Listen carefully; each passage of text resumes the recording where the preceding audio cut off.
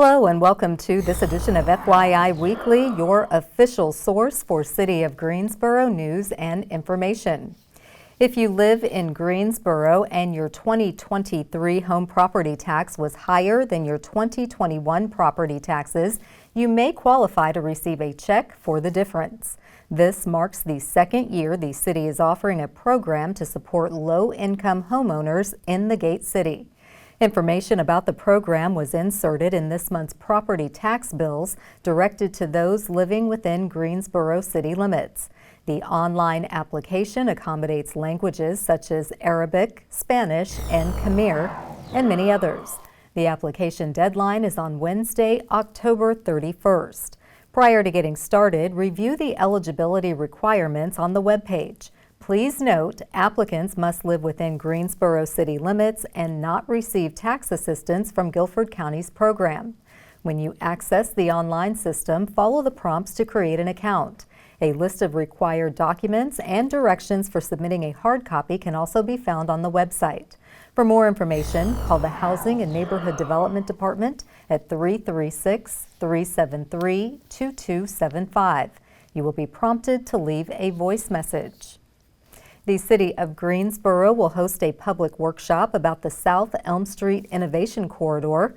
The floating meeting will take place from 4 p.m. to 6 p.m. on Thursday, July 25th at Union Square campus. Drop in at your leisure to share input on the streetscape design features being proposed for this project. The Innovation Corridor extends along South Elm Street from Gate City Boulevard to Bertner Street. The purpose of the Innovation Corridor is to spur entrepreneurial activity, create improved pedestrian areas, and encourage development.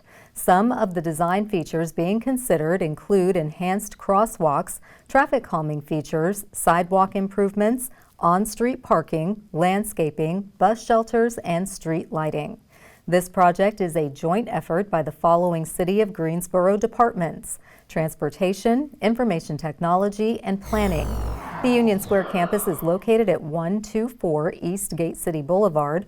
For more information, visit the city's website or contact Denise Conway at 336-373-4501. The Office of Community Safety is inviting the public to learn about the community safety ecosystem. The gathering will take place from 6:30 p.m. to 8 p.m. on Tuesday, July 30th at the Warnersville Recreation Center on Doak Street. The community safety ecosystem is a shared safety approach referring to various stakeholders working together and taking responsibility for the wellness of the community as a whole. Office of Community Safety Manager Letitia McNeil said residents are invited to join in this conversation to consider how the community plays a part in our overall public safety. Through thoughtful discussion, everyone can be a part of creating and defining safety in our city.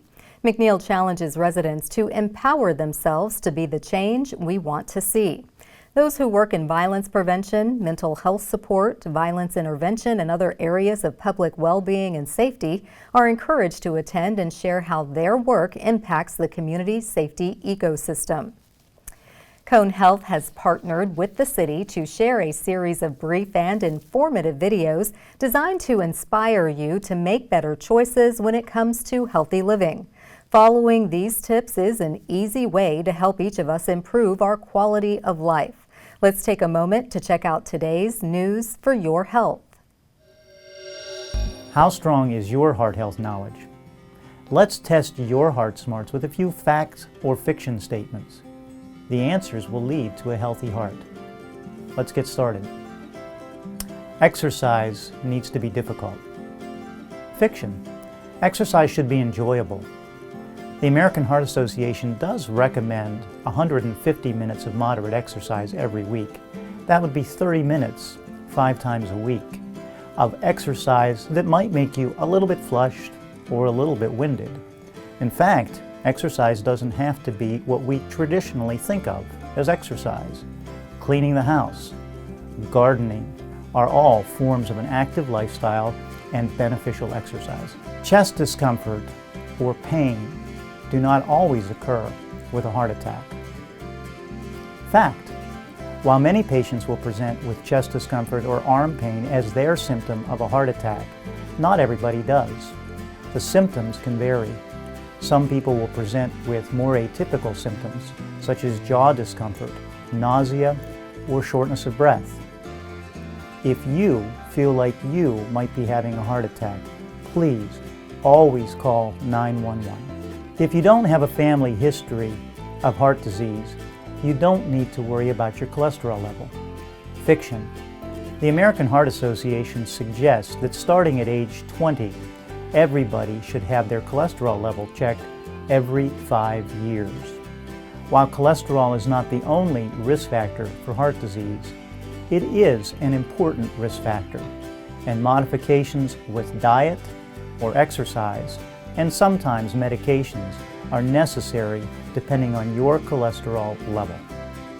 Everybody needs to take an aspirin once a day. Fiction. Aspirin is an important medication, and it can help prevent heart disease in some individuals. Aspirin needs to be prescribed by your provider. Talk to your provider, and they can assess your risk of heart disease and whether or not you would benefit from a daily aspirin. Salads are not always healthy. Fact. While salads can be an important part of a heart-healthy diet, they can also be loaded with excess calories. Fruits and vegetables and healthy oils are recommended to reduce the risk of heart and vascular disease. However, we need to be mindful of our choices and our portion sizes. I don't add salt to my food, so I'm taking care of my heart. Fiction. While it can be very important not to add salt at the table, we also have to be aware that many of the foods that we get that are processed or from a restaurant often are very high in sodium. We need to be aware of how much salt we're getting in our food, not just what we're adding at the table. I don't smoke, so I'm not going to get heart disease. Fiction. Smoking is one of the most important modifiable risk factors for heart disease. But there are other risk factors as well, including diabetes, high cholesterol, and weight. It's important that none of us smokes cigarettes, but we also have to be aware of these other risk factors. Thanks for joining me. Heart disease is the #1 cause of death in the United States, but there are steps you can take today to reduce your risk for heart disease. To learn more about taking care of your heart, go to conehealth.com/heart. I'm Dr. Jake Hochrein. Civil rights history in Greensboro will be captured in a new lens thanks to some free money, and the next GROW residency will focus on meditation.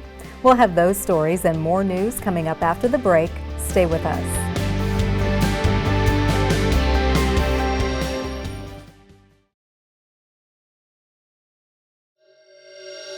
Welcome back to FYI Weekly. The Greensboro Planning Department has been awarded a $75,000 Historic Preservation Fund grant. This is part of the African American Civil Rights Grant Program administered by the National Park Service. The purpose of the grant is to prepare a multiple property documentation submission and one individual nomination of properties that help tell the story of the civil rights movement in Greensboro. A multiple property submission will streamline the process for future listing of historic Greensboro properties in the National Register, the nation's official list of properties worthy of preservation. The grant will also fund oral history interviews with longtime residents of historic African American neighborhoods in the city. This is Greensboro's second African American Civil Rights Grant. The first grant, awarded in 2021, funded a National Register nomination for the South Bimbo Road Historic District. That nomination is currently in the final review phase. For more information, visit the city's website. Interdisciplinary artist Gail Cooper invites the community to experience art through all the senses during a 4-week residency with the Greensboro Residency for Original Works or GROW program. From July 23rd to August 19th, Cooper will host a free workshop series titled Art Through the Senses. She will explore how the creative process can be enhanced through the auditory illusion created when a person listens to different tones in their left and right ear, and then the brain perceives a new third tone. Headphones are required, and a limited supply of headphones will be available. Cooper will also host several free workshops titled Exploring Mindfulness Through Art, in which she will guide participants through a fun and relaxing art project designed to enhance mindfulness through creativity. Participants may wish to bring a cushion or yoga mat. Art supplies will be provided. All of Cooper's workshops will last approximately 2 hours.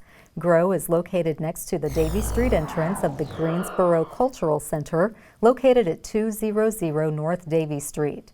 For more information, visit the city's website. Creative Greensboro welcomes thespian and educator Julia Miro for a residency at the Hires. She will present Impressionism by Michael Jacobs, which includes a series of events in August that explore various artistic endeavors both before and during the run of the theatrical experience. This residency focuses not only on the story, but explores the possibilities for arts integration within the production. While the play examines the intersection of two people and the way they see the world, opening a discussion of what art is, the production encourages the audience to transcend their expectations of theater.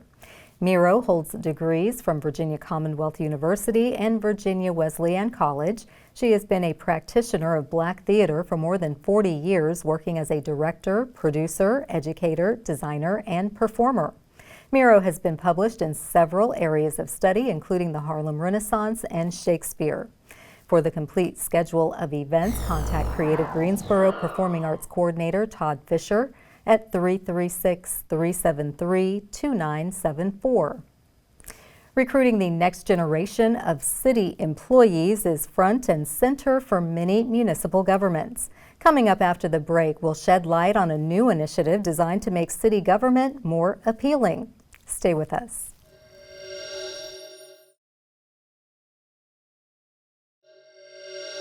Welcome back to FYI Weekly. Inspiring the next generation of public administrators is the challenge being addressed by many municipalities. Sometimes this inspiration can be as simple as meeting people where they are. Joining me now to explain the city of Greensboro and how it's appealing to the next generation is April Albritton. She is the Chief of Staff to the City Manager. Hello, April. Welcome to the show. Thank you so much for having me. Absolutely. So tell us about iGen, the concept of it, and how did the name come about? Absolutely. So one of the unique characteristics of Greensboro is that we know we have almost 70,000 college students within our city-county limits. And so the question was, how do we get those 70,000 students to say, hey, I want to make Greensboro my home once I move on from the university and college system? We found out that a lot of our students were going to Charlotte, they're going to Raleigh, they're going to New York, and out west. What's interesting is that many of them do end up coming back to Greensboro when they're in their 30s and 40s and they've started their families. But we wanted to say, hey, how do we get people interested in Greensboro and in government as well, so that they don't have to kind of go through that rough road of figuring out life. So that's what made us start the organization. The name is actually interesting. We did realize that the generation now is Gen Z, and one of the things that they're known for is being kind of this tech inspiring activist group. And I is a letter that is used to recognize Gen Z. And so we were like, okay, what are some words that make you think of this young group coming up being the future of our city? And so we came up with innovate, inform, and inspire. And from that, we got iGen. Okay, well, thank you for that introduction and background. So you've kind of given us the specific demographic that iGen is geared towards, but can you zero in on that? Is it strictly the college graduate or before they graduate? No, we want everybody. So we are looking at that 18-year-olds, so working with Guilford County to kind of find those rising seniors and find out what are they interested in. The beautiful thing about this generation is that some are college oriented, many are going to trades and very specific skill bases, and they all bring something to the table. So we really want to capture them when they're kind of wandering out, first time off from home, and offering that support and workforce opportunity. We did recently change and expand through late 30s for the organization, because we all know, I'm one myself, sometimes you're still looking for life even as you get older, and I think that iGen can provide something for city workers and those just curious about what happens in municipal government. Okay, so stemming from that, how does iGen differ from our Young Professionals Employee Resource Group? Absolutely. So our Young Professional Employee Resource Group is for those working in Greensboro now. It's giving them an opportunity to have conversations and make sure that their voice is heard. And we are looking for ways to continue to integrate with that organization. For iGen, it's about the recruitment and education of what municipal government does. A lot of times people only see what they see in the council meetings or what they think they see on TV, and they equate that to municipal government, but that's not necessarily true. We have such a robust Parks and Rec department. We've got their Cultural Arts Center and Creative Greensboro. Even Solid Waste is doing a lot of innovative things. So for us, it's about getting the information out there of the opportunities that you have to make a difference in your community. Fantastic. Now, you do events and you try to get the young people to come together. So give us a little bit of a preview of your past events. What do you have coming up? And do you have sponsorships? Absolutely. So we had in the fall of 2023 our iGen Kickback is what we called it, which is what the young people say. But it was a really great event that brought in many of our city departments, as well as a panel of those in Greensboro who are influential, not necessarily at the top of their career, but those that are making a difference no matter where they are and aren't afraid to have their voices heard. So we had that panel, we had that introduction. We worked with GCS, we worked with Synergy, as well as the Chamber to promote and put that information out there. And we'll continue to work with those groups that really kind of fit into our footprint of what we're looking for.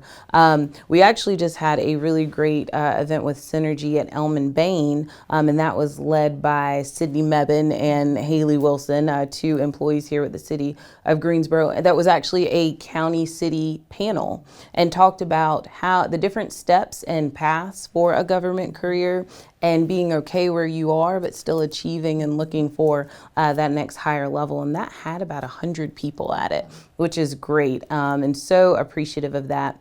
Our next event was supposed to be adult recess, but the weather said that it was not to be.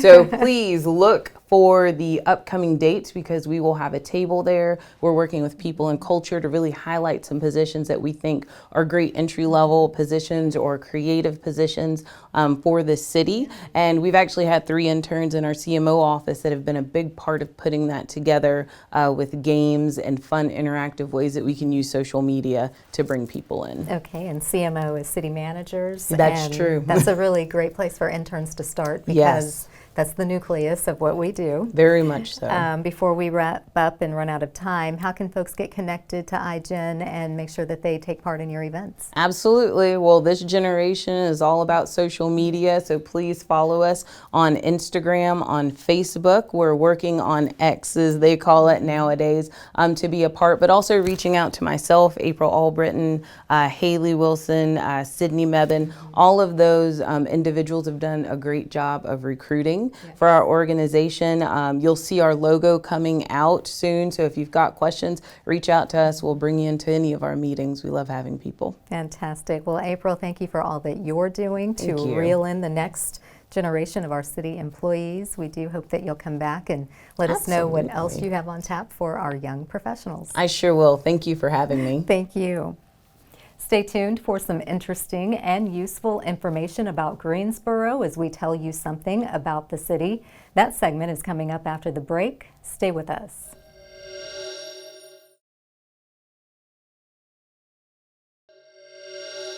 Welcome back to FYI Weekly. One way to stay informed about decisions that impact you and our city is by attending or tuning in to City Council meetings at 5:30 p.m. on the first and third Tuesday of the month. The fourth Tuesday is reserved for a meeting as needed. The City Council meetings take place in the Katie Dorset Council Chamber on Level 2 of the Melvin Municipal Office Building, located at 300 West Washington Street. The public is allowed in person, but only in a limited capacity. Those who choose not to be in the building can participate virtually. The Greensboro City Council meetings are broadcast right here on GTN. The meetings are also streamed live on the city's website and on Roku. To review the council meeting schedule and agendas, please visit the city's website. Here's an opportunity to learn a little something about the city. Make plans to attend the 2024 Women's Equality Day breakfast hosted by the Greensboro Commission on the Status of Women. The annual event will take place at 9 a.m. on Saturday, August 24th at the Sheraton at Four Seasons on Westgate City Boulevard.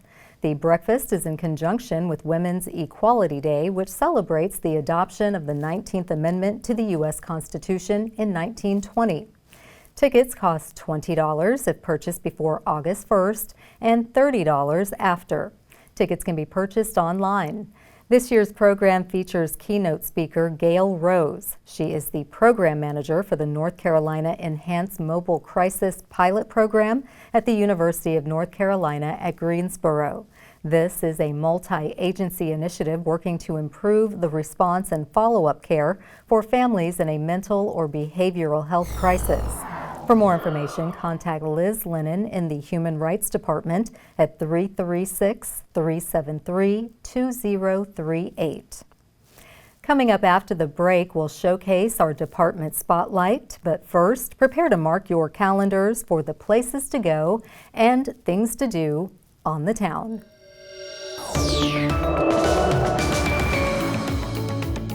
I'm Dave, and here are some special events happening this week on the town. The Kathleen Clay Edwards Family Branch Library hosts a discussion of author Charlotte McConaughey's latest novel, Once There Were Wolves, on July 26th. The story is set in Scotland and blends themes of mystery and nature. Pick up a copy of the book at the branch before the discussion and register online at greensborolibrary.org. Get artsy, get urban, and join the movement with G-Soul, The Get Down, July 26th at LeBauer Park. The Get Down is your favorite street party with open dance ciphers and dance-style workshops led by the city's top hip-hop dancers to the beats of local DJs and musical artists. Learn more about this free event online at greensborodowntownparks.org.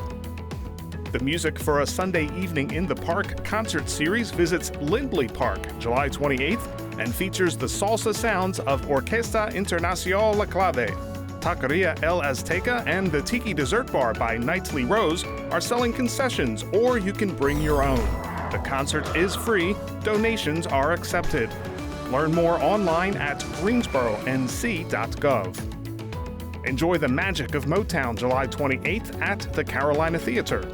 The show features a 6-piece band and 18 vocalists who embody everyone from Diana Ross and the Supremes to Marvin Gaye and the Jackson 5. The show's received rave reviews and played in sold-out theaters throughout its tour. Get tickets online at carolinatheater.com. Stay tuned to FYI Weekly for more happenings on the town.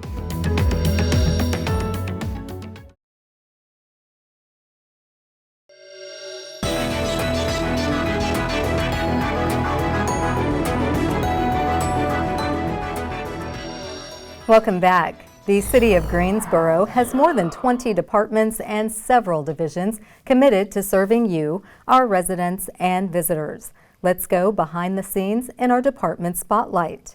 The Federal Transit Administration awarded the City of Greensboro a $22 million grant. These funds will be used to purchase 6 battery electric buses, 12 hybrid diesel buses, and 26 chargers for the Greensboro Transit Agency, or GTA. GTA Director Reginald Mason said this grant will help GTA transition to a zero-emission fleet in support of the city's strategic energy plan. The City of Greensboro is a leader in providing sustainable transit for our community. The Gillig brand battery electric buses built in California will be added to the city's existing fleet of electric buses. The chargers will help prepare for future electric fleet expansion. The Gillig brand hybrid buses will replace existing hybrid diesel buses in the city's fleet that have met their useful life. This grant is part of $1.5 billion in federal funding provided to more than 100 transit agencies across 47 states. Coming up after the break is our Way to Go GSO shout out. Stay with us.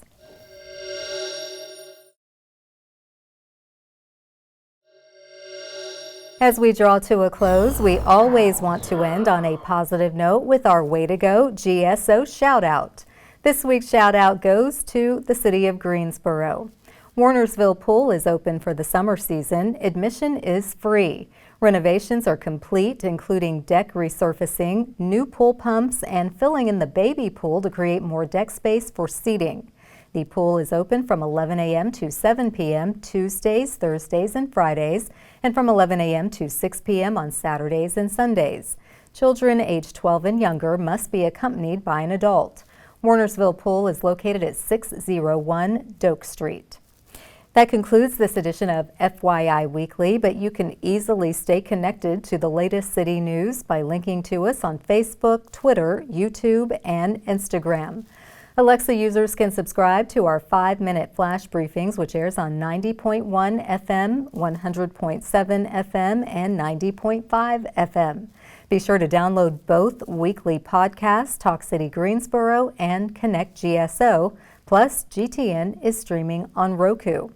For all of us here at the City of Greensboro, thanks for watching, and we'll see you next time.